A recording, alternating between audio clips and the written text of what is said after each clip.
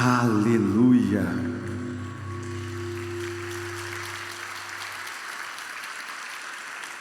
Ele ressuscitou.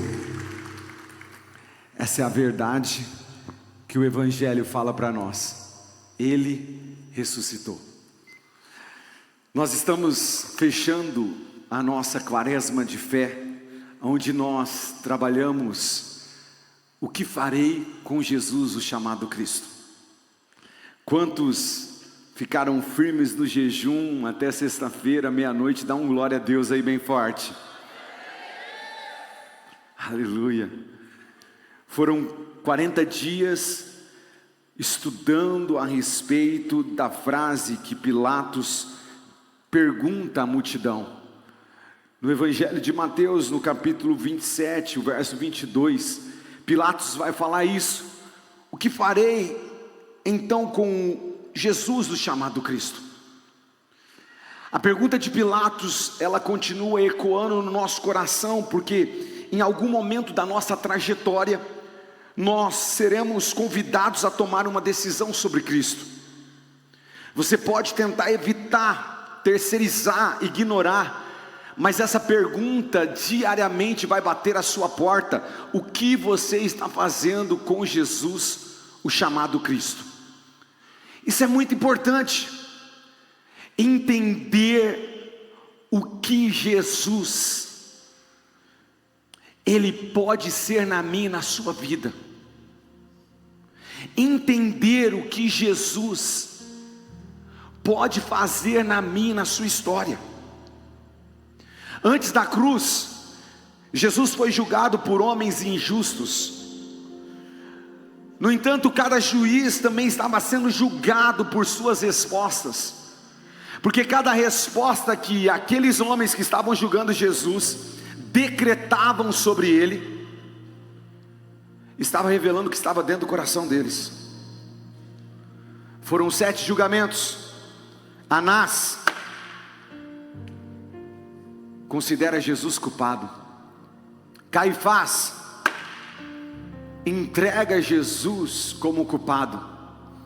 O Sinédrio, o conselho dos religiosos, entrega e considera Jesus um culpado.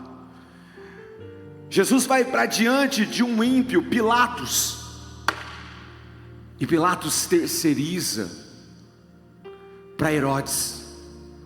Herodes, estando em Jerusalém, envia de volta Jesus para Pilatos. E Pilatos, novamente, tentando de alguma maneira evitar aquela situação, mesmo tendo toda aquela revelação, não consegue, e entrega Jesus nas mãos daquela multidão que considera o culpado.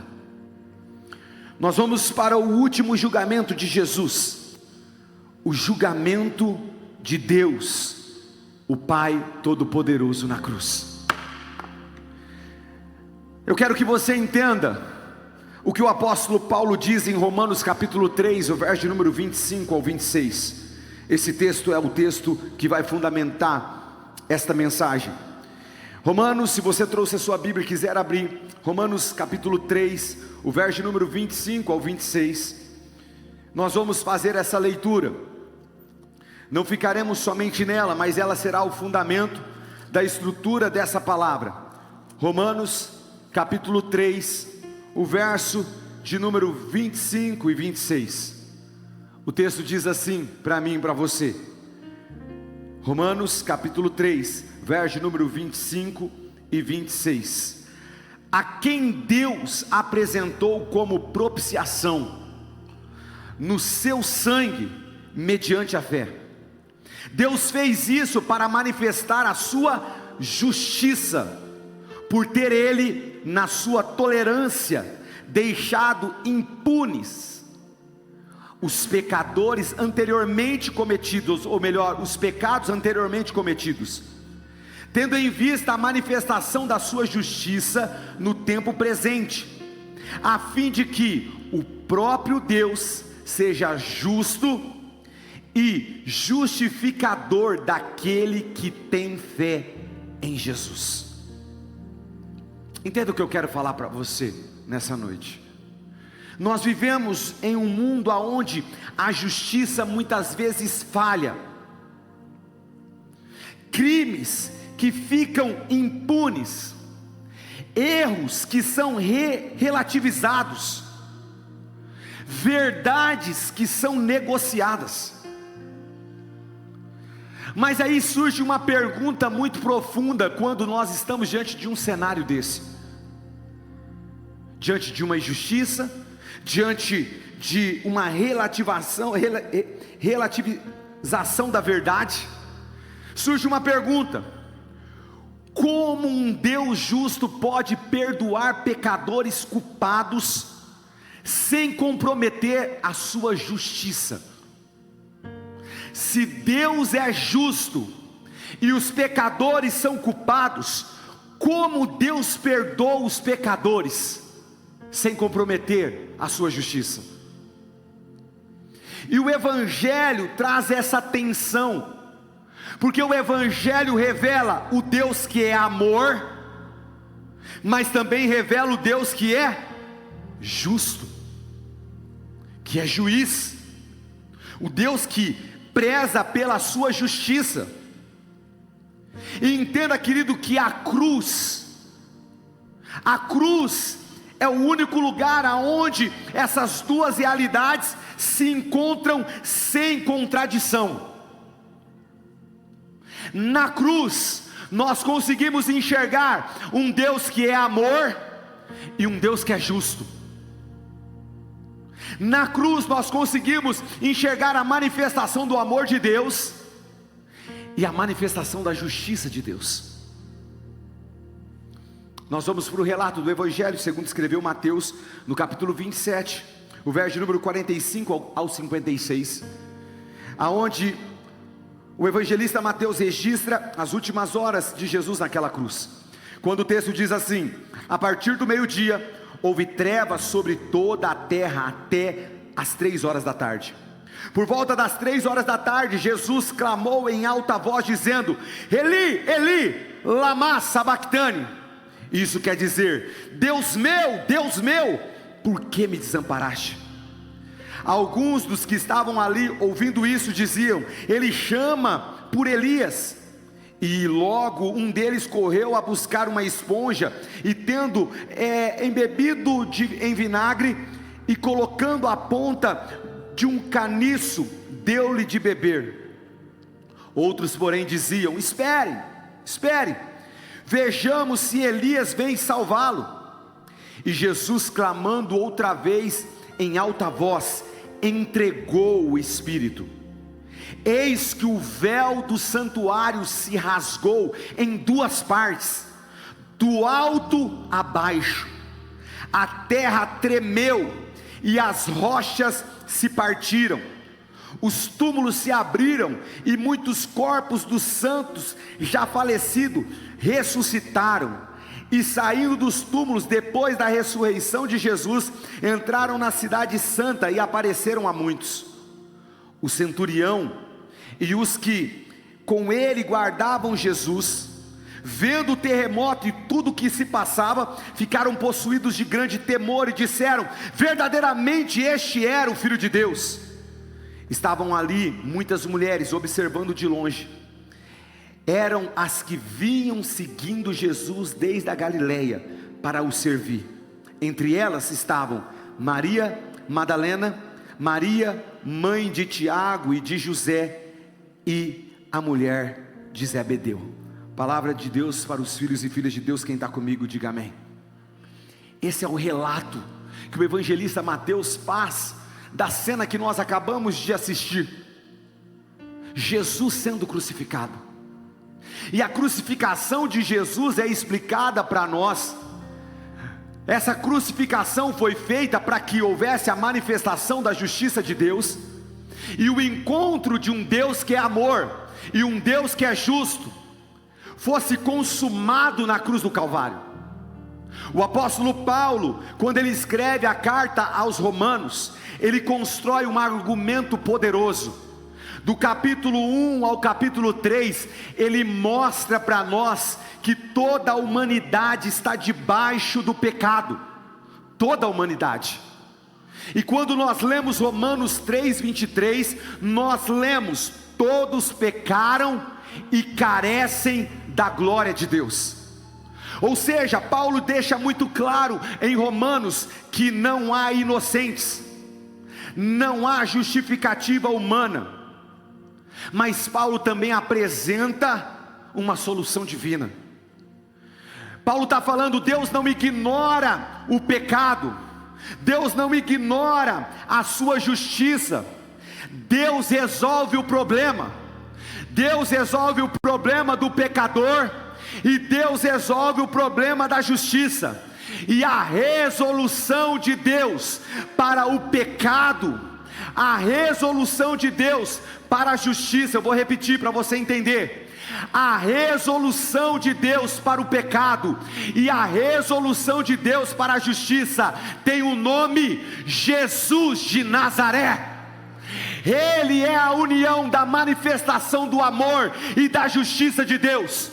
Quando Jesus se entrega na cruz do Calvário, ali há a manifestação e o encontro sem contradições da justiça e do amor de Deus.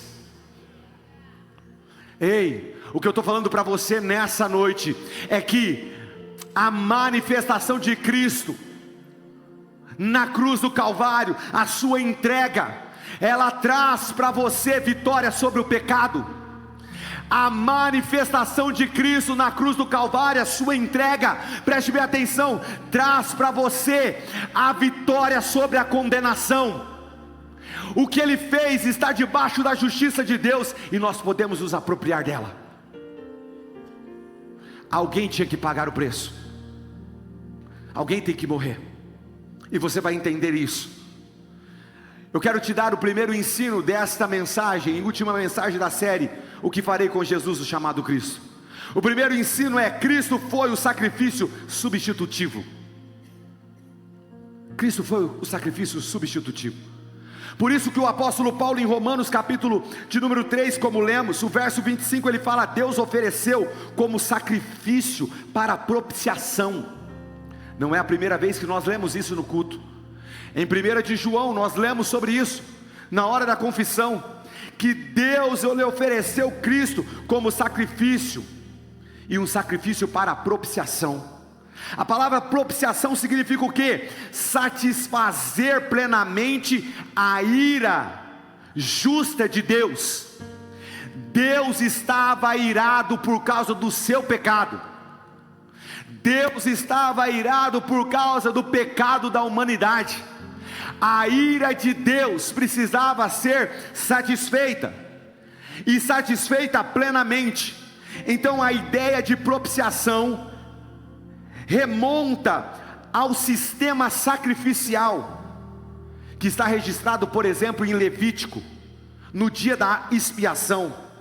Levítico capítulo 16, o verso número 30, diz que: porque naquele dia, que dia é esse? O dia da expiação, se fará expiação por vós, para purificar-vos. O que Levítico está falando para nós? Que esse dia, o sumo sacerdote entraria no Santo dos Santos, em favor do pecado do povo, e ali ele iria apresentar um animal para sacrificar, e iria sacrificar diante de Deus, e Deus iria receber para a purificação do povo. Era um sacrifício que era oferecido pelo pecado. O sangue era apresentado diante de Deus de um animal. Você já deve ter ouvido falar daquele termo, bode expiatório. Um animal tinha que ser expiado diante de Deus, sacrificado, para que houvesse perdão do pecado. E eu estou falando isso no Antigo Testamento, antes do sacrifício de Jesus na cruz. A culpa era transferida para esse animal de forma simbólica. Então no dia da expiação, o pecado que separa o homem de Deus era expiado por aquele animal. O pecado exige o pagamento, e esse pagamento é sangue, era expiado pelo pecado. e Deus providencia um meio para o perdão do povo. Preste bem atenção, para você não perder essa palavra. Hebreus capítulo 9, verso número 22 fala assim: sem derramamento de sangue não há remissão. Remissão do que? Dos pecados. Isaías 53, o verso 6 fala: o Senhor fez cair sobre ele, quem? Jesus, a iniquidade de nós todos. Por isso, e alguns historiadores e teólogos entendem que o verso 46 que nós lemos do evangelista Mateus, quando fala que por volta das 3 horas da tarde, Jesus clamou em alta voz dizendo: Eli, Eli, lama sabachthani, que quer dizer: Deus meu, por que me desamparaste? Foi justamente o momento aonde Jesus tomou para si os nossos pecados. Se os pecados fazem separação entre nós e Deus, exatamente nesse momento Jesus toma o pecado da humanidade e se separa do Pai. Preste bem atenção no que eu estou falando para você. O dia da expiação apontava para Cristo. Um animal era sacrificado, mas isso já estava anunciando que Cristo iria ser o sacrifício, e o sacrifício suficiente. Ele apontava para o Cordeiro perfeito, que é Jesus. Ele apontava para o sacrifício definitivo, que é Jesus. Ele apontava para o cumprimento da lei, que é Jesus. Nós não precisamos matar mais animais. Você não precisa matar bodes, você não precisa matar galinhas, você não precisa matar animal nenhum por causa do seu pecado ou por causa do seu Deus. Sabe por quê? Porque Cristo decidiu entregar a sua vida por nós, e o sacrifício dele satisfez a vontade de Deus. O evangelista João registra para nós no capítulo 1, verso número 29, quando João diz: eis o Cordeiro de Deus, que tira o pecado do mundo. Ei, querido, na cruz Jesus morreu não como um mártir. Jesus não morreu por causa de um acidente. Jesus morreu porque Ele foi como um substituto. Ele substituiu você. Isaías 53, verso número 5 fala que Ele foi traspassado pelas nossas transgressões. 2 Coríntios capítulo 5, verso número 21 fala: aquele que não conheceu o pecado, Deus o fez pecado por nós.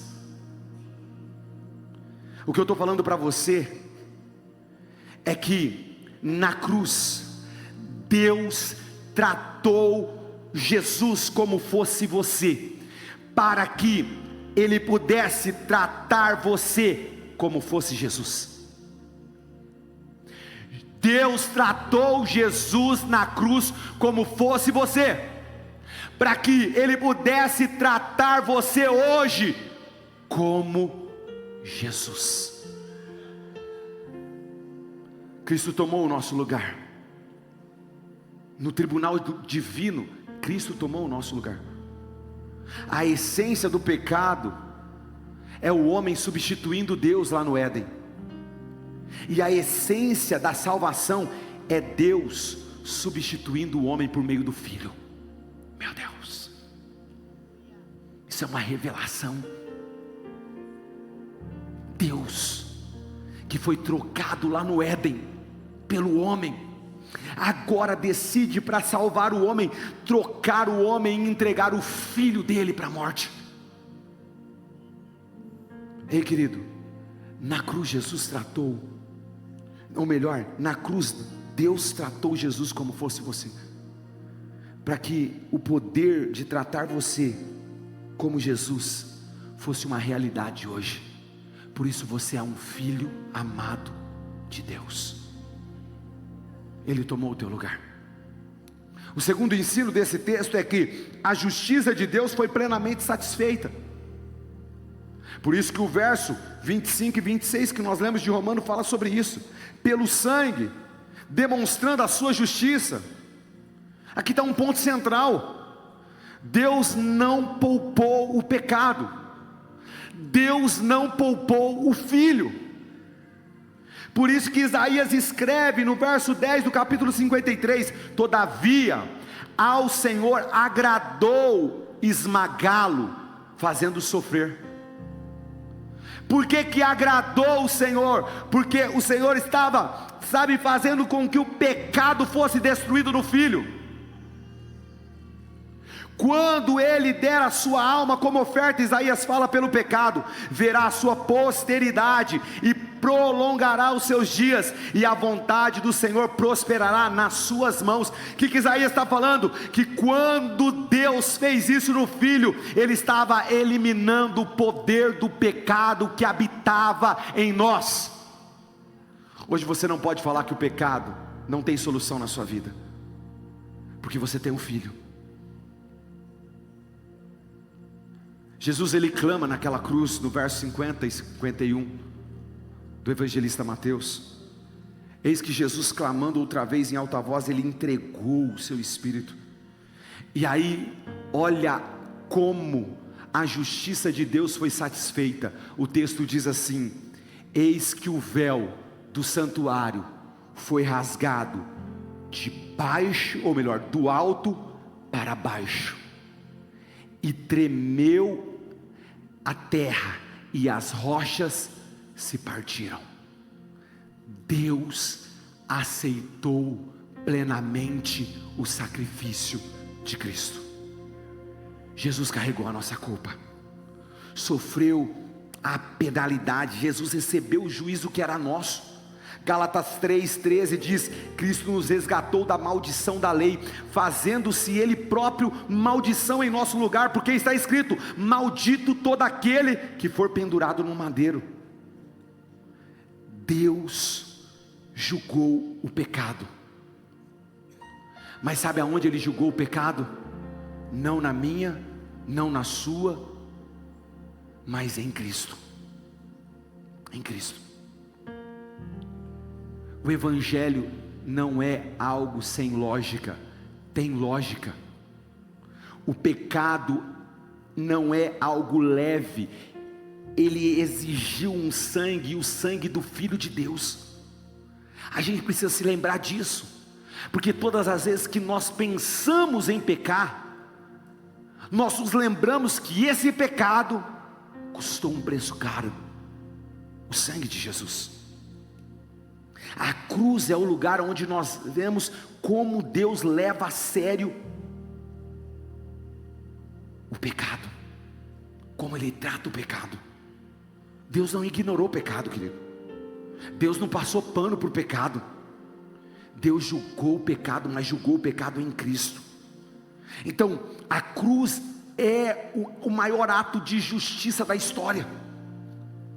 Todo o pecado foi levado a sério ali. Toda a dívida foi cobrada ali, toda a culpa foi julgada ali.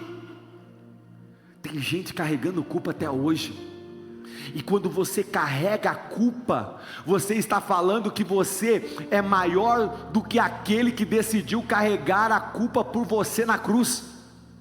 Quando você decide dar espaço para a condenação do diabo na sua vida, quando você decide, dar espaço para a culpa na sua vida, você está ignorando o que Cristo fez por você no tribunal de Deus.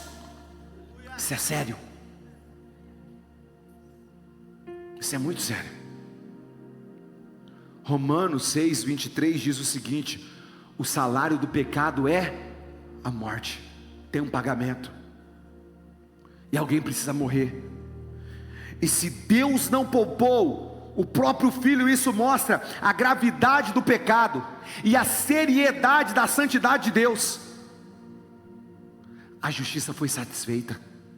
O apóstolo Paulo, em Romanos capítulo 8, verso de número 1, ele diz o seguinte: agora, pois, já não existe nenhuma condenação para os que estão em Cristo Jesus, porque a lei do Espírito da vida em Cristo Jesus livrou você da lei do pecado e da morte. Ei, querido, quando nós damos espaço para condenação, nós não estamos vivendo em Cristo. E eu digo isso tanto naquele que ouve a condenação, como aquele que condena.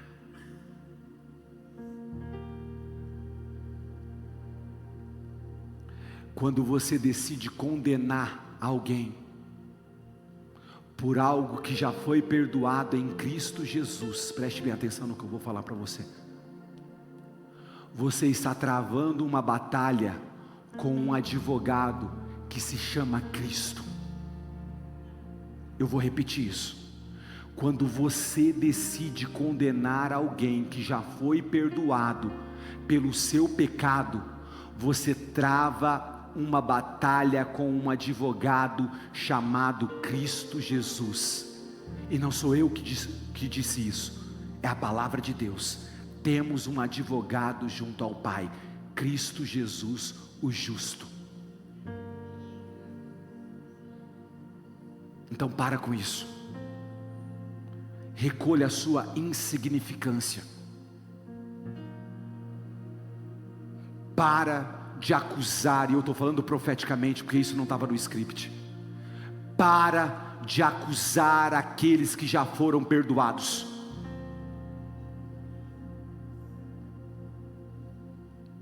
Resolva com o seu coração, resolva com a sua memória, mas a memória daqueles que estão em Cristo é uma memória de liberdade, é uma memória de justiça feita.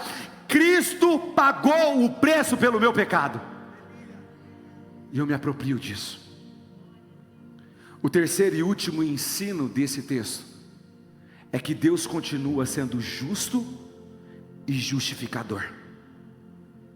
Por isso o texto diz no verso 26 de Romanos 3, para ser justo, o justificador, para ser justo e o justificador daquele que tem fé em Jesus. Tem que ter fé em quem? Em Jesus. Quem morreu por você foi Jesus. Quem se entregou na cruz do Calvário por você foi Jesus, só Ele. E Ele diz: vinde a mim todos que estão cansados e sobrecarregados, e eu vos aliviarei. Ele não falou assim: vai lá na ouvidoria, procura o irmão Zezinho, o irmão Pedro, fala com o irmão Tiago, não, com a irmã Marinha, não, com a irmã Marinha Madalena, não, preste bem atenção. Ele falou assim, vinde a mim. É Ele. A centralidade do Evangelho está em Cristo, é Ele. A salvação é por meio dEle. A libertação é por meio dEle. O milagre é por meio dEle. A cura é por meio dEle. Não há mediador entre Deus e o homem. O único mediador é Cristo Jesus. Preste bem atenção. Aqui está o milagre do Evangelho. Deus não deixa de ser justo e ainda assim justifica o pecador. Sabe por quê, querido? Da mesma forma que você tem um acusador, Deus tem alguém que se levanta o tempo todo para falar a respeito das realidades do reino espiritual. Satanás, que foi ao encontro de Jesus. Eu não vou citar nem Jó, mas eu vou citar Jesus sendo tentado no deserto pelo diabo.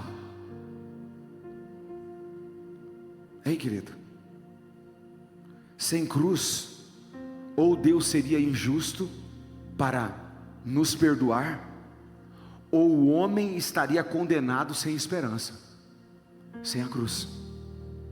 mas na cruz a justiça foi cumprida. O pecado foi pago ali. O diabo poderia se levantar e falar: não, mas espera aí, o Senhor, eu paguei, eu entreguei meu filho. Ei, a graça foi liberada por meio da cruz, ou seja, um favor imerecido, a gente não merece, mas Ele decidiu nos alcançar. Efésios capítulo 2, verso número 8, pela graça sois salvos, mediante a fé.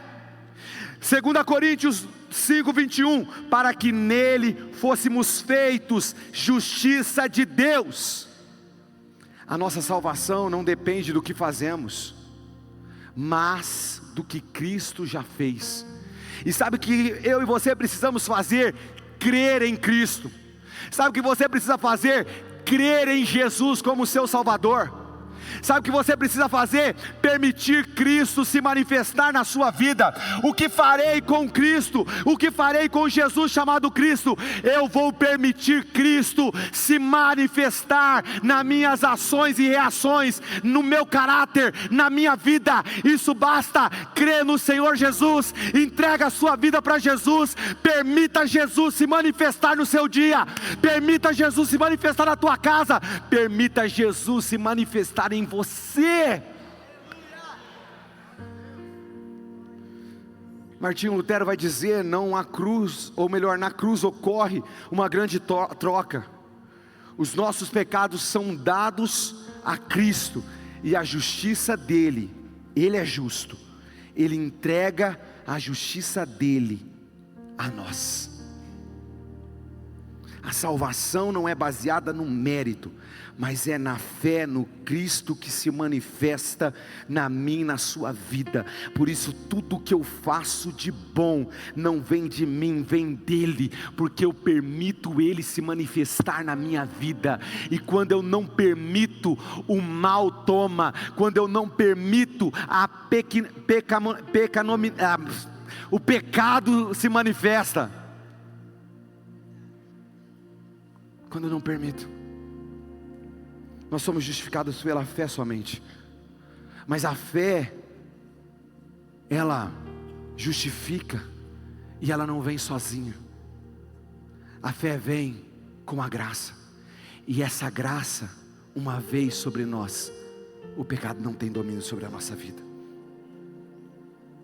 Eu termino falando para você: a cruz não foi um acidente. A cruz foi a manifestação da justiça de Deus. Quando Jesus declara: está consumado, Deus bate o martelo e torna eu e você justos diante dele. Foi um plano eterno, foi um julgamento do pecado, foi uma manifestação da justiça com amor. Na cruz, Deus julgou o pecado, julgou o seu próprio filho, para que você não fosse condenado. Por isso a gente pode sair desse culto falando: agora, nenhuma condenação há, porque eu estou em Cristo Jesus.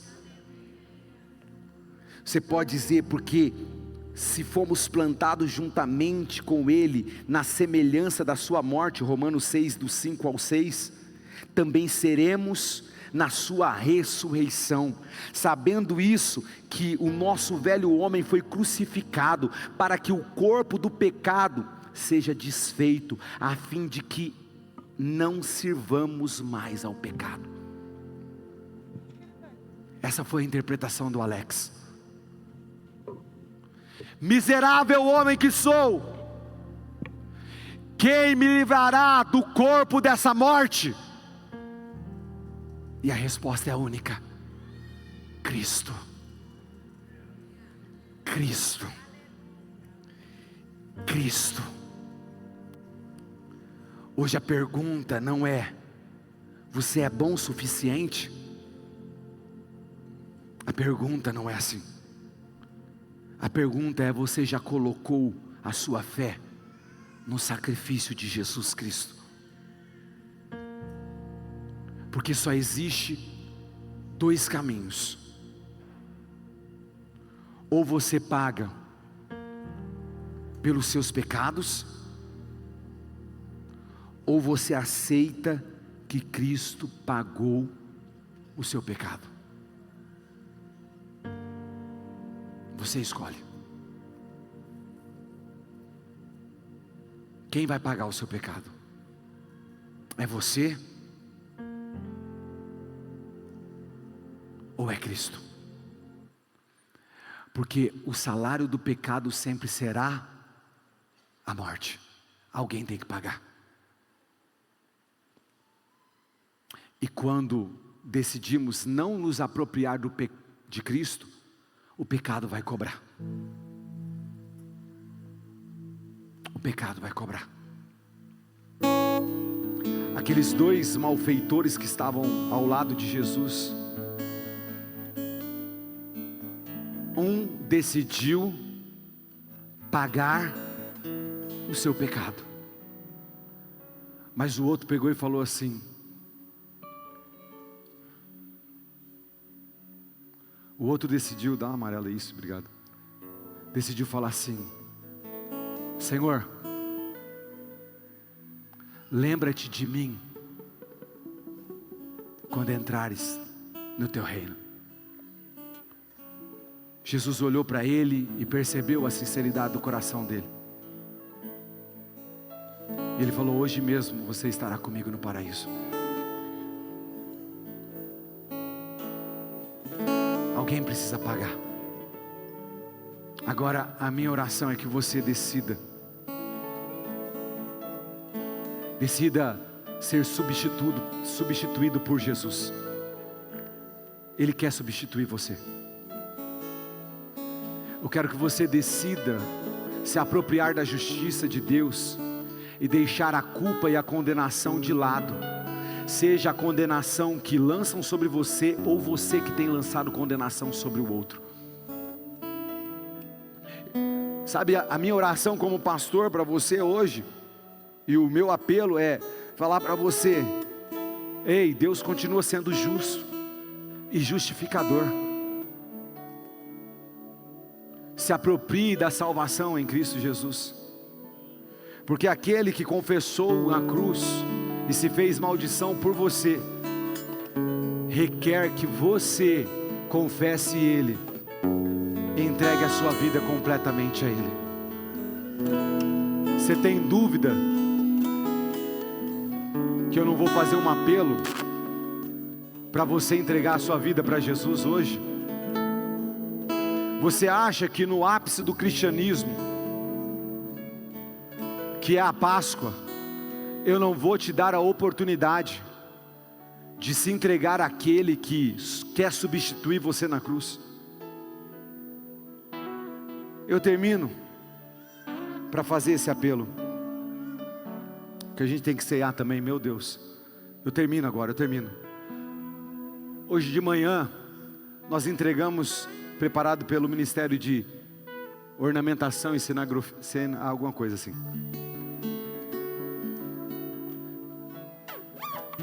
uma cruz de madeira. Não tinha muita cruz, acho que não entregou, não deu para entregar para todo mundo uma por uma, né? Não sei, deu? Eu peguei 4. E né, ele tem uma suculenta lá, coloquei as 4 cruzes.